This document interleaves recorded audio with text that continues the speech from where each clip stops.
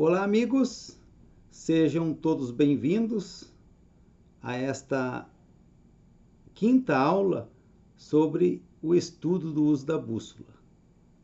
A aula de hoje é sobre o assunto inteligência espacial e a neuroplasticidade. Se este assunto lhe interessa, deixe seu like, também se inscreva aqui embaixo clicando no prisminha, se inscreva no nosso canal para receber gratuitamente o PDF com todo o texto desta aula. A inteligência espacial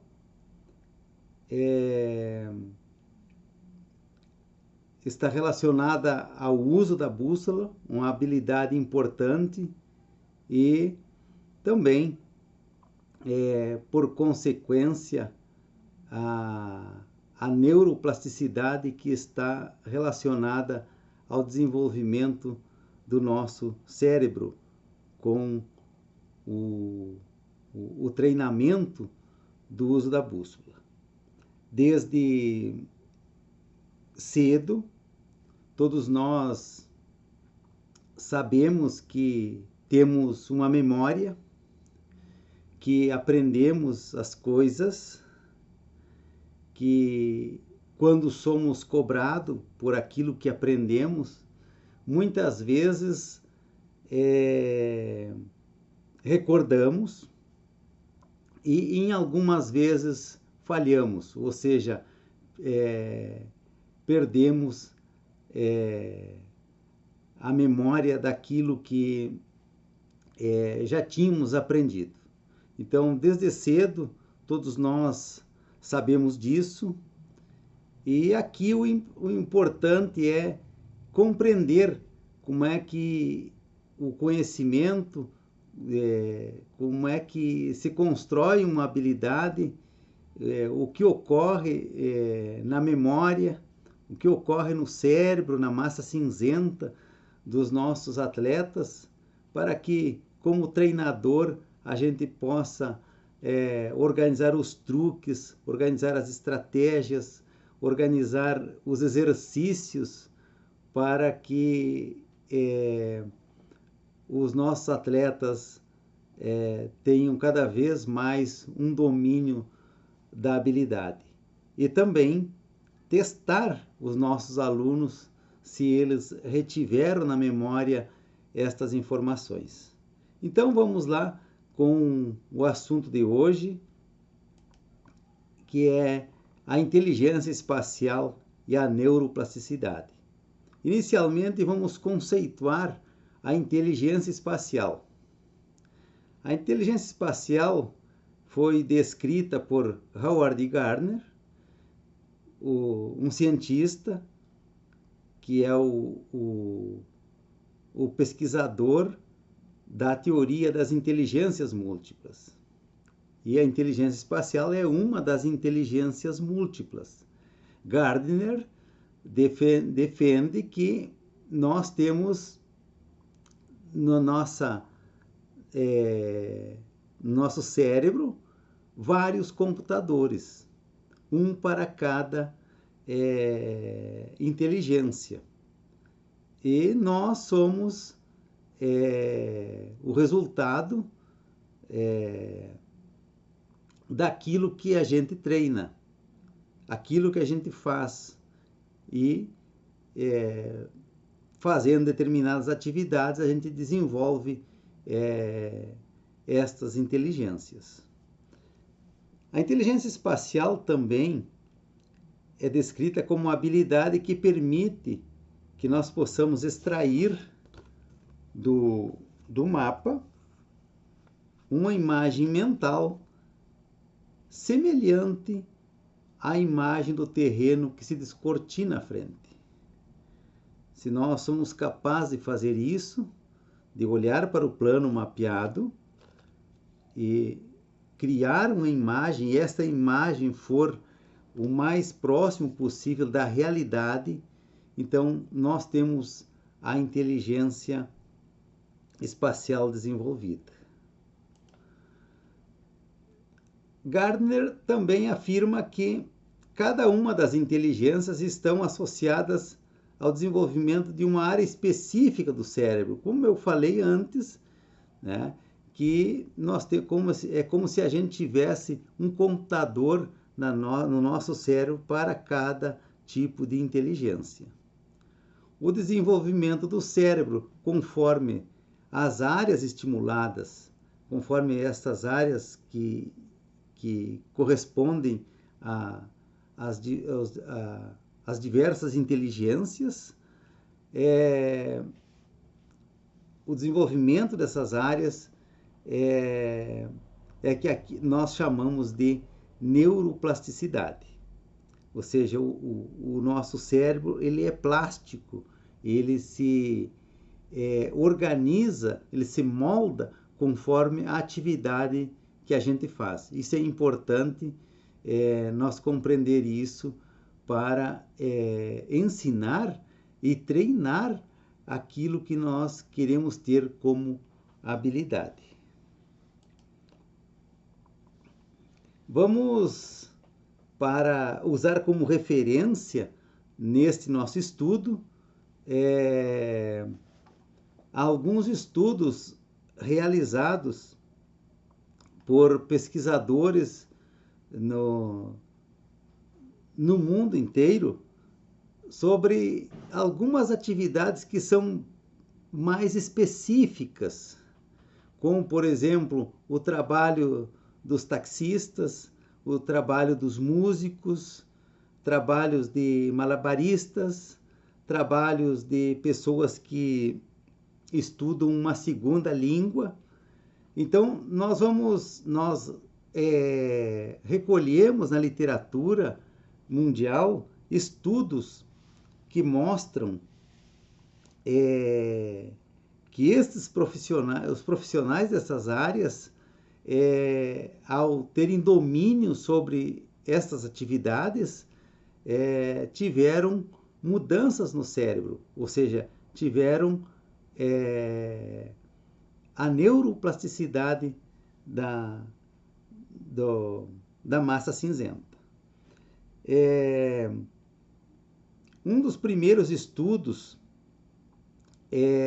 sobre os taxistas de Londres.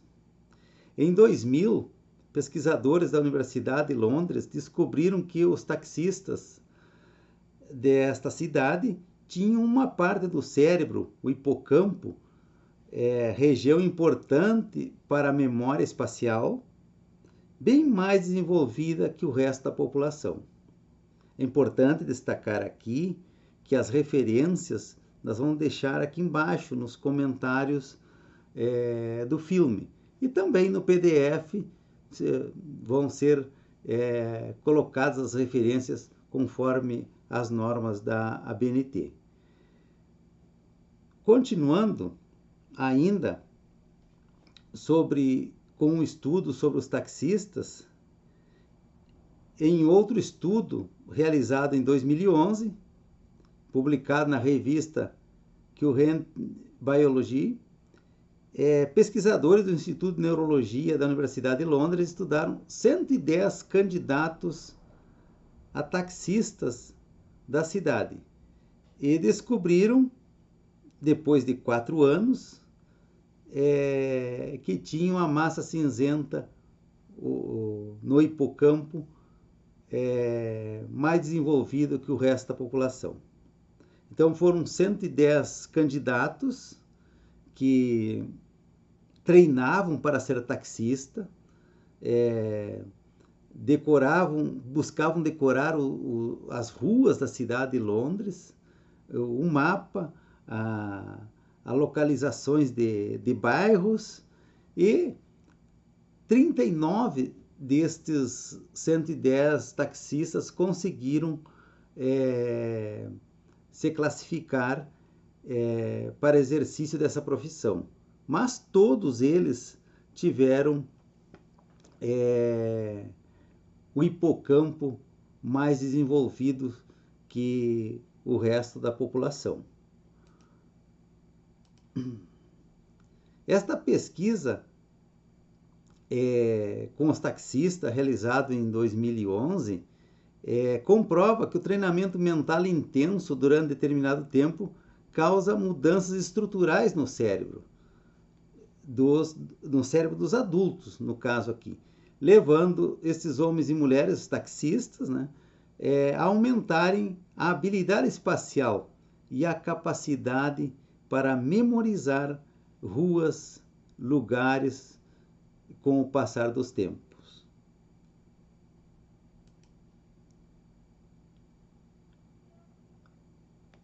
Hoje, provavelmente, os taxistas de Londres não têm o mesmo desenvolvimento do cérebro, pois a atividade mental intensa foi substituída pelo GPS e os aplicativos de navegação.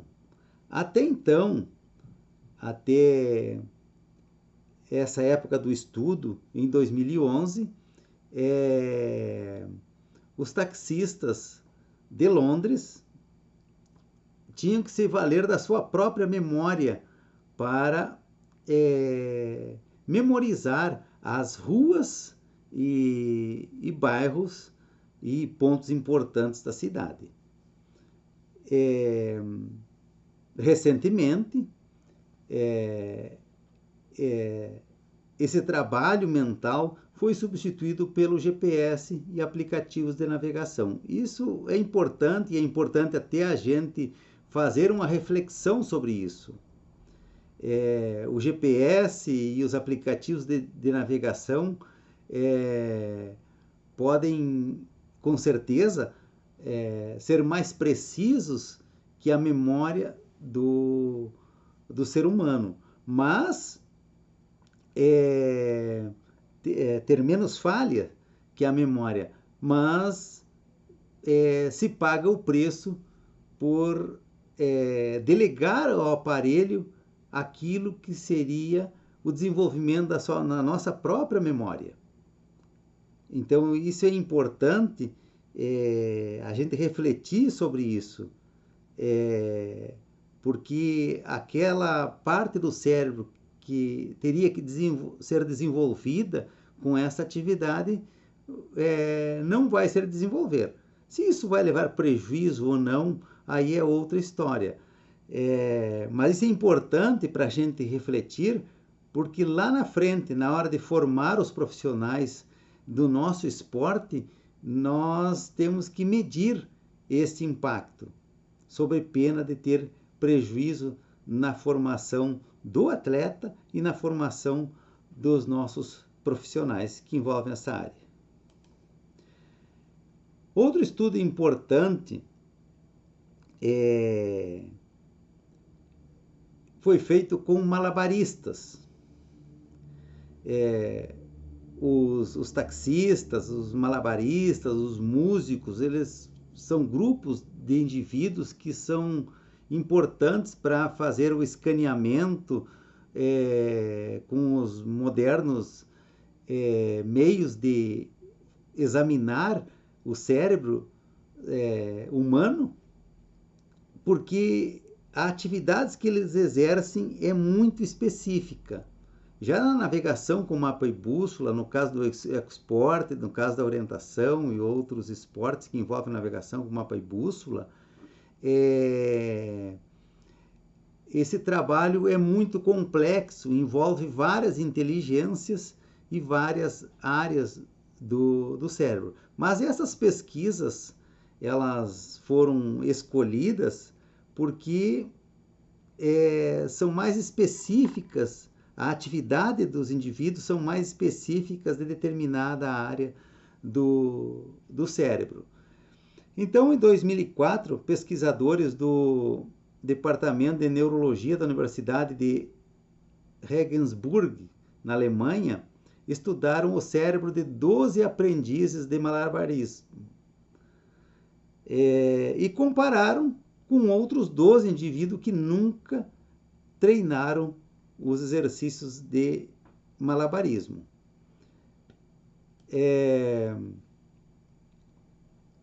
Esses indivíduos, aprendizes de malabarista, eles, quando iniciaram o estudo, eles não sabiam fazer nada. Eles não eram malabaristas. E tinham que fazer uma cascata de 3 bolas. Então, jogando para cima 3 bolas, e eles tinham que treinar esse exercício de malabarismo para fazer sem errar durante 60 segundos. Todos os indivíduos foram submetidos a uma ressonância magnética em 3 momentos. No início do estudo, antes de treinar, tanto o grupo de controle como o grupo de aprendizes de malabaristas, todos fizeram a ressonância magnética no início. Outra ressonância magnética foi feita 3 meses após o início do treinamento. Ou quando cada indivíduo conseguia fazer malabarismo durante 60 segundos sem errar. E depois suspendia-se o treinamento e daí a 3 meses se fazia outra ressonância magnética de todos os indivíduos dos 2 grupos.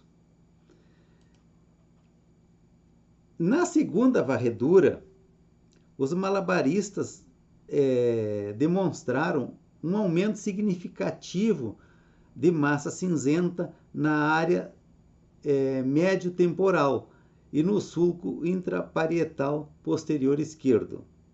Esse aumento se dissipou na terceira varredura. À medida que eles não treinavam mais, esse aumento dessa área do cérebro foi diminuindo. Quando a maioria dos malabaristas já não conseguia mais fazer malabarismo durante os 60 segundos sem errar. Então, isso é importante porque os indivíduos não voltaram para o mesmo valor do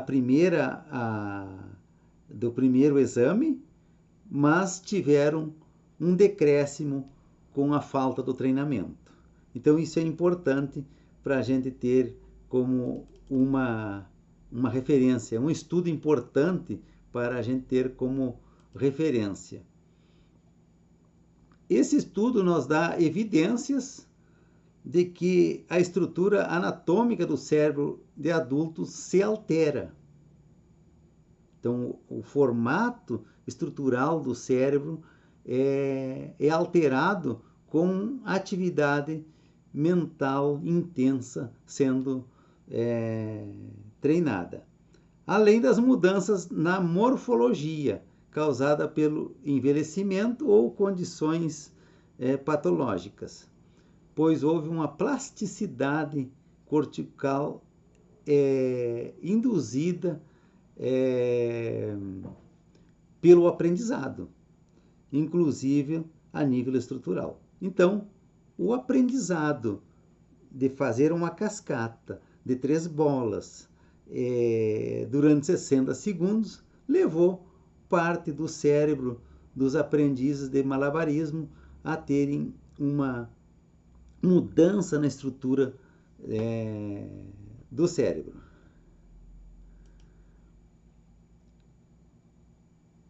Estudos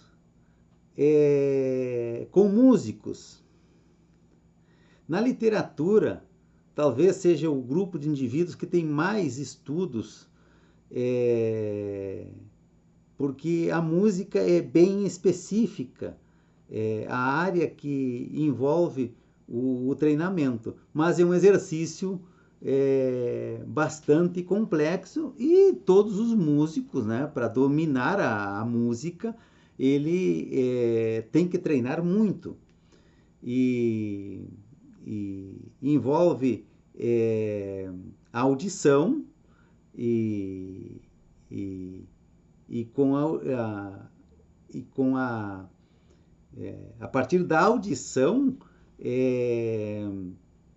tem a parte psicomotora, que tem que ser trabalhada para que seja reproduzido o som e a memória fazer a leitura desse som. E comparar com o padrão que se quer atingir. Então é importante, vários estudos feitos com músicos nos dão evidências de que há diferença nas estruturas cerebrais entre músicos e não músicos. E aqui nós destacamos 2 estudos que nós nos debruçamos neles.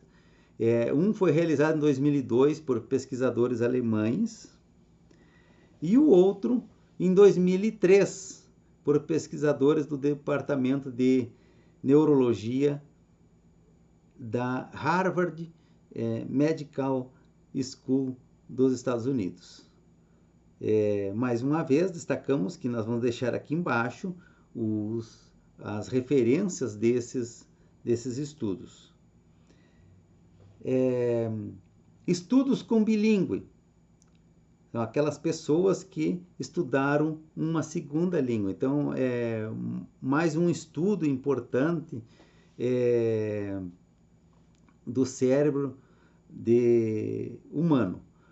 Em outro estudo realizado em 2004 por pesquisadores do Departamento de Neurociência de Londres, foi identificado que a proficiência em um segundo idioma aumenta a densidade da massa cinzenta no córtex parietal inferior esquerdo dos bilíngues, em relação aos monolíngues, aqueles que só falam uma língua.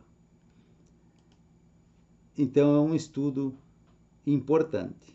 Outro estudo importante agora relacionado aos neurônios, à produção de neurônios, foi realizado em 2013 por pesquisadores do Instituto Karolinska, da Suécia, que descobriram que 1/3 dos neurônios do hipocampo se renovam constantemente. Isto é importantíssimo.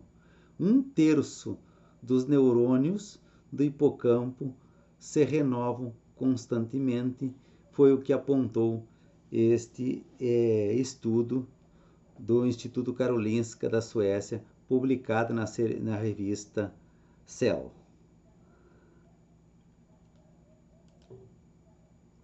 O mesmo estudo apontou que em humanos adultos, todos os dias, 700 novos neurônios são formados em cada hipocampo do cérebro, ou seja, 1.400 novos neurônios são formados no cérebro por dia.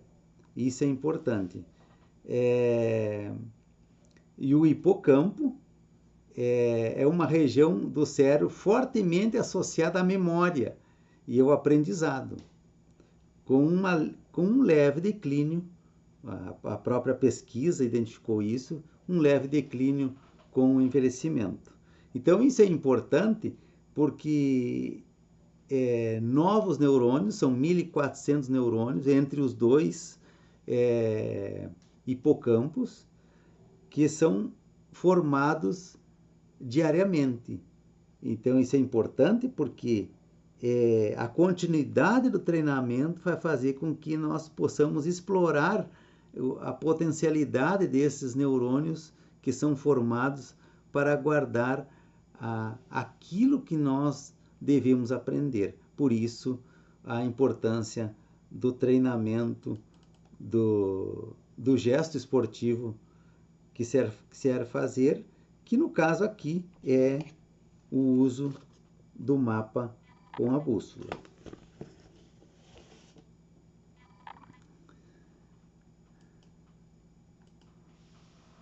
Destes estudos, pode-se obter as seguintes conclusões. Isso que é importante, e o que a gente leva de importante. Por que nós estamos nos debruçando nesses vários estudos realizados em várias regiões do mundo sobre o cérebro? Então, o que se pode concluir a partir desses estudos? A primeira coisa é que nós, os seres humanos, podemos regenerar ou criar novos neurônios ao longo da vida. O esforço para criar novos neurônios pode aumentar mediante uma atividade mental intensa. É a questão lá dos músicos. A quantidade de horas de treinamento dos músicos para eles poderem dominar uma música requer muitas horas de treinamento. E essa quantidade de treinamento, essa quantidade de repetição de nota por nota que faz com que aumente a massa cinzenta na área relacionada àquela atividade. Isso aumenta porque toda aquela árvore de dendritos que existe, elas são aumentadas, novos dendritos são criados, novos neurotransmissores são criados, novas proteínas são criadas para dar conta dessas sinapses. Então, essa transmissão, são criados dendritos, são criados neurotransmissores, são criados, até neurônios novos são criados. E com isso, o cérebro aumenta naquela região. Por isso que se diz que o cérebro assume a forma daquilo que a gente faz. Os efeitos do treinamento dessas diversas atividades, eles são específicos. Os neurônios se multiplicam ou se regeneram conforme as áreas do cérebro que são estimuladas. Desses estudos ainda pode-se concluir que os novos neurônios vão ficar na zona do cérebro que mais usamos. A mente é moldada pela atividade que realizamos, e isto é que se chama de neuroplasticidade. Com base nesses estudos, também pode-se concluir que, à medida que envelhecemos, é importante manter uma atividade mental intensa para regenerar os neurônios, e uma atividade física ajuda a produção de neurotransmissores e proteínas, como a BDNF, que ajudam a manter as funções e a saúde dos neurônios. Com base nesses benefícios para o cérebro e por ser uma atividade mental intensa e atividade física também, é que recomendamos atividades como o ecoesporte para jovens, pois melhora a aptidão para aprender em sala de aula. Então, a atividade mental intensa, aliada à atividade física, é importantíssimo, que vai impactar na melhor performance dos alunos em sala de aula, estimulando a tomada de decisões e funções executivas como planejamento, organização, foco e memória. É o que os últimos estudos têm nos apontado. Correlacionando agora esses resultados desses estudos com a navegação com mapa e bússola, podemos podemos ter a conclusão de que podemos desenvolver a aprendizagem com qualquer idade. Ou seja, aprender a usar mapa e bússola com base em todos os estudos que nós pesquisamos, com base nos estudos sobre a neuroplasticidade, nós podemos ter esse entendimento de que com qualquer idade você pode aprender a navegação com mapa e bússola, inclusive sendo importante para o bem-estar cognitivo nas etapas mais avançadas da vida. É o que os estudos nos têm dado evidências. Uma vez que a aprendizagem é desenvolvida, é necessário treinar muito. Treinar muito. Uma vez que eu sei fazer, que eu aprendi a fazer, é importante se treinar muito para produzir conexões fortes, as conexões entre os neurônios, as sinapses fortes entre os neurônios. E isto leva à neuroplasticidade. É importante a gente destacar que o uso da bússola com o mapa, a aprendizagem disso leva ao desenvolvimento da habilidade espacial e o treinamento desses exercícios para desenvolver cada vez mais a habilidade espacial leva ao desenvolvimento de parte do cérebro que é a neuroplasticidade. Por isso nós estamos estudando isso. Quando você aprende a usar a bússola, os neurônios se conectam. Os dendritos dos neurônios se conectam para fazer as sinapses e criam uma rede neural que registra essa aprendizagem.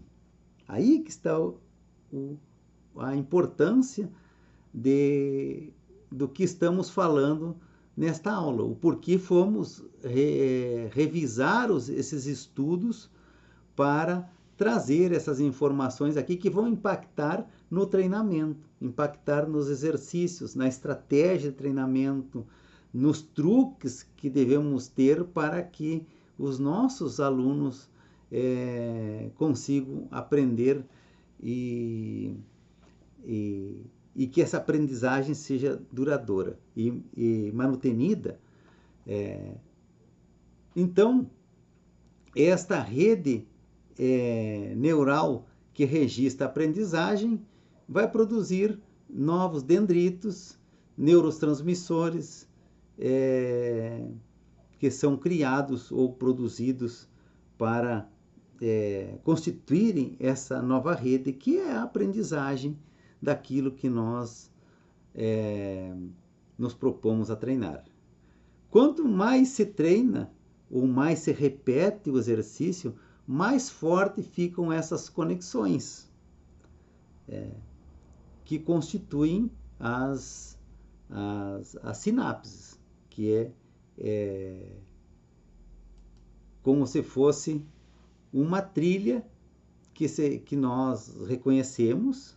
Então, essa rede de transmissão de informação que registra a aprendizagem, podemos comparar como uma trilha que a gente vai para a floresta, reconhece, e quanto mais a gente passa por ela, mais forte fica a sua marca, bem definida.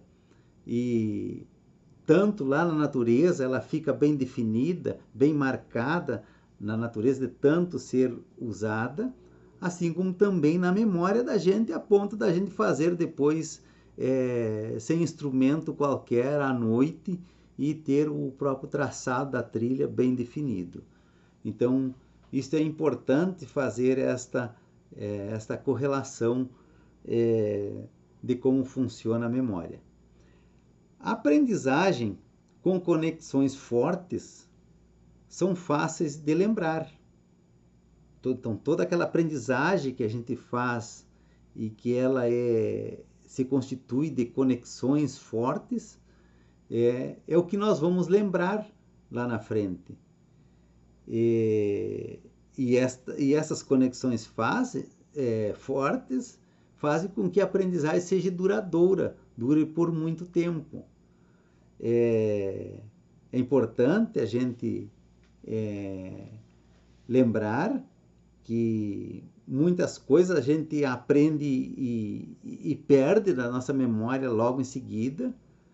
Algumas coisas, alguma aprendizagem a gente aprende e dura por determinado tempo, e algumas coisas que a gente treinou bastante solidifica e fica inclusive para o resto da vida na memória da gente. Podemos perder um pouco por deixar de treinar, ou seja, as conexões dos neurônios enfraquecem e aí a gente passa a ter, mas sempre vai se lembrar, sempre quando voltar a treinar vai se conseguir fortalecer, nunca vai voltar para o zero. Então isso é importante a gente ter esta noção, porque isso vai reger o nosso treinamento. Aquilo que o aluno ganhou, aquilo que ele armazenou, aquilo que ele reteve na memória, e como é que nós vamos, a partir dali, ir ganhando mais conexões fortes. A aprendizagem com conexões fracas são mais difíceis de recordar e se desfazem. A prática, a repetição, produzem sinapses cada vez mais fortes. São conexões fortes. O grande desafio do professor treinador, como já falamos, do técnico, é saber como isto ocorre para montar os truques, os exercícios, a estratégia e controlar o nível de aprendizagem. Ter na mão cada indivíduo o quanto cada um sabe, para poder, a partir do nível de aprendizagem de cada indivíduo, fazer o treinamento, fazer os exercícios para que a gente tenha um ganho na aprendizagem.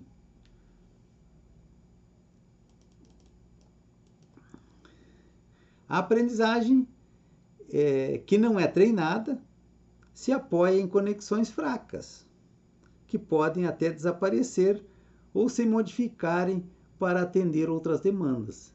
Então, uma vez que foi estabelecida os dendritos, estabelecidos neurotransmissores, estabelecidas proteínas, e você não usa mais, porque você não está treinando, porque você não está praticando, o cérebro vai desviar essas substâncias para outras funções. Aquilo que você vem fazendo não está sendo usado ali, e é por isso que essas conexões ficam fracas, e é por isso que você não vai ter um domínio total depois de certo tempo, não treinando os gestos esportivos. Não que você não saiba fazer, você sabe fazer, isso é importante a gente destacar. A pessoa sabe fazer, ele só não vai ter o domínio de excelência no gesto esportivo, porque as conexões estão fracas. Fracas por quê? Porque não foi treinada, não foram usadas. E aí você perde essa conexão que era forte e passa a ser fraca. É como a trilha, que não é mais usada e com o tempo desaparece, se integra na natureza e você não tem mais como achar o sinal da trilha, porque ela não foi mais usada.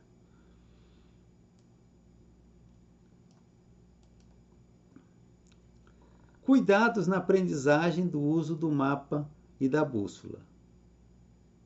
É a questão, por exemplo, do GPS. Nós devemos ter muito cuidado com o uso da tecnologia. A tecnologia está aí, é necessário, nós temos que se valer disso, mas como é que a gente faz a aprendizagem? A aprendizagem de uma habilidade. Então, o grande problema está aí. O uso da tecnologia e a aprendizagem de uma habilidade. Nós não podemos delegar aquilo que é uma habilidade nossa, da nossa mente, para o equipamento, antes de construir a habilidade. Então, primeiro a gente aprende a habilidade, construindo conexões fortes no cérebro, e depois se estuda os equipamentos.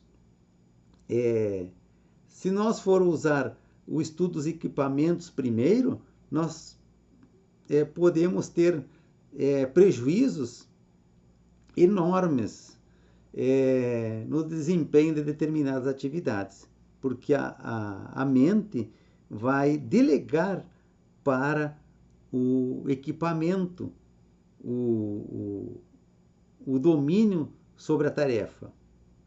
E o profissional vai ter insegurança de fazer aquilo, porque ele delegou a aprendizagem para o equipamento. Então, primeiro, nós desenvolvemos a habilidade, isso é importantíssimo. Muitas vezes, com a tecnologia à nossa disposição, muitos atletas, muitos técnicos do esporte que não têm domínio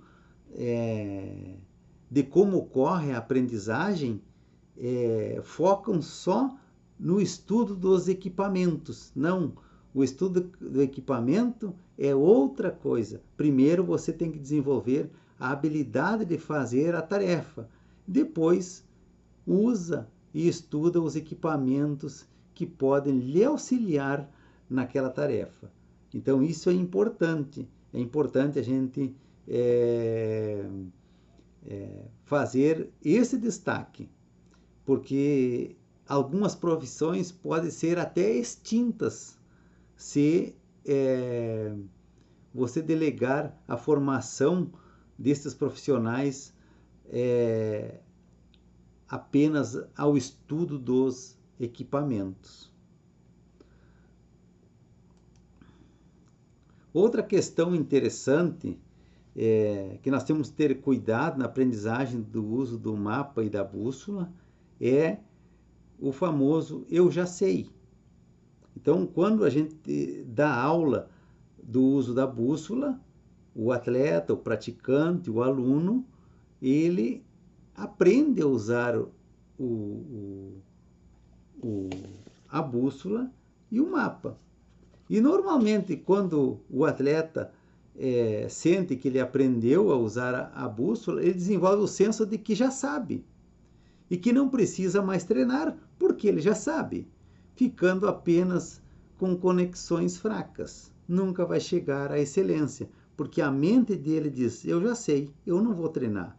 Aí o treinador vai trabalhar o gesto esportivo que eles já conhecem e eles não querem treinar porque eles pensam, a mente já tem o senso desenvolvido e que ele já sabe fazer.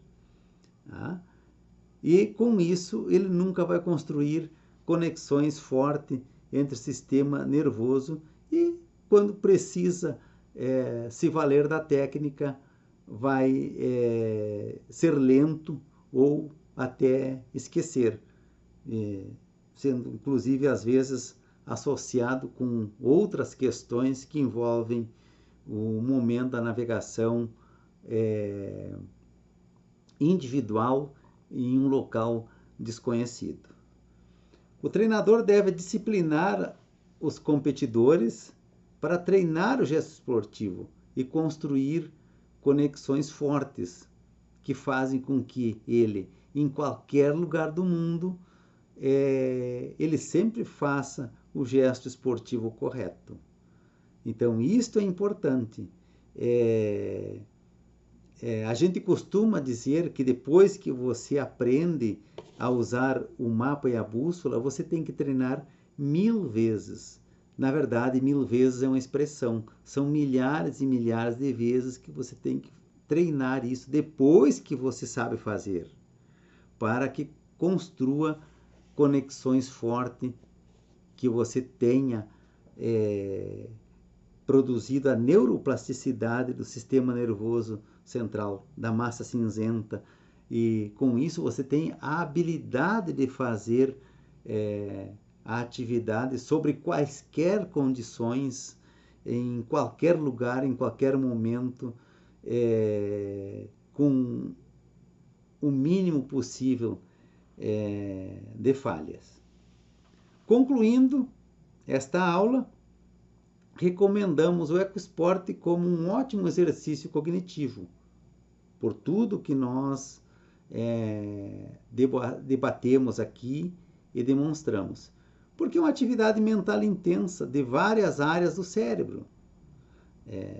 E o mais importante, ela é trabalhada, essa atividade mental intensa, ela é trabalhada durante uma caminhada, uma corrida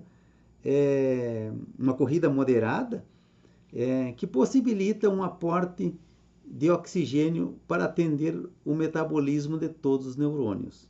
Então, todos os neurônios vão estar com seu metabolismo ativo, e aí você exercita as conexões, exercita o treinamento mental intenso e produz com isso os neurotransmissores e as proteínas que protegem o nosso cérebro, os nossos neurônios, protege